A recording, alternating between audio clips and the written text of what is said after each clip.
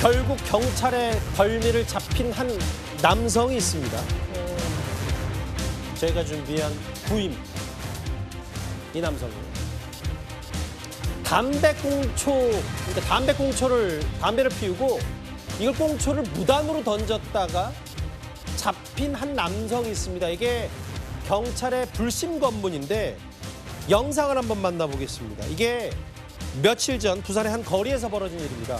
빨간 동그라미 안에 저 흰색 상의를 입은 남성이 갑자기 저렇게 엄청 빠르네요. 전력 질주를 합니다. 저 남성 맨발로 도주하는 거예요. 뒤에서 곧바로 경찰들이 쫓아가는데 알고 보니까 이 남성이 경찰의 불심 검문에 저렇게 도주를 한 겁니다. 맨발 상태.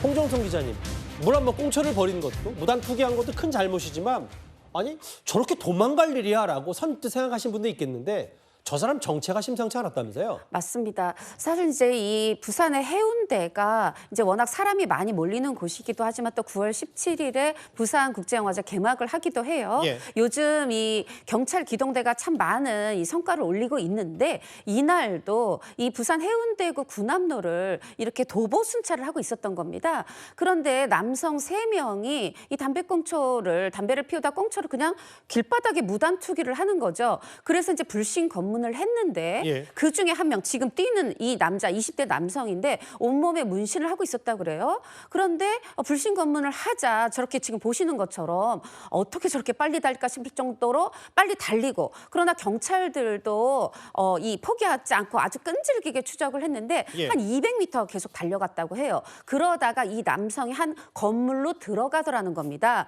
그래서 그 건물 들어가 봤더니 예. 5층에서 혈흔이 있었다. 이 남성이 이제 길을 맨발로 아까 슬리퍼를 벗어 던지고 달렸잖아요. 예. 아무래도 운동화나 이런 게 아니다 보니까 슬리퍼를 벗어 던진 것 같은데 그러면서 철과상을 입었고 그래서 발에서 피가 났고 예. 그렇게 해서 난 혈흔이다. 경찰은 이렇게 판단하고 여기가 건물의 5층이었는데 그 5층 주변을 뒤졌더니 엘리베이터 인근에서 이 남성을 체포한 겁니다. 예. 그래서 근데 체포를 하고 보니 이 폭력 이런 걸로 해서 2가지 이 강력 범죄로 해서 이미 수배가 돼 있던 지명 수배범이었다. 잡고 보니 어떤 흉악범이었다. 이런 상황입니다. 그러니까 이 남성 입장에서 우리가 생각할 필요는 없다고 하더라도 홍 기자님.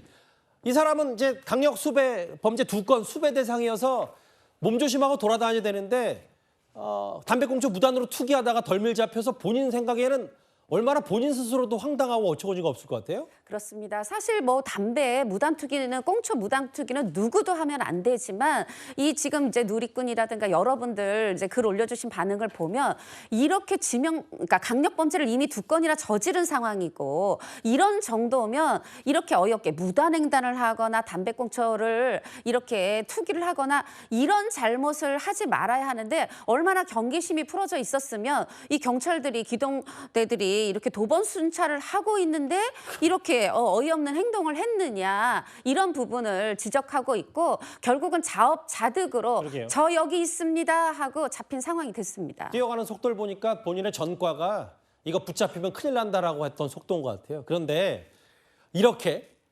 담배꽁초로 수배자를 잡은 건 이번이 처음이 아닙니다. 구자영 변호사님.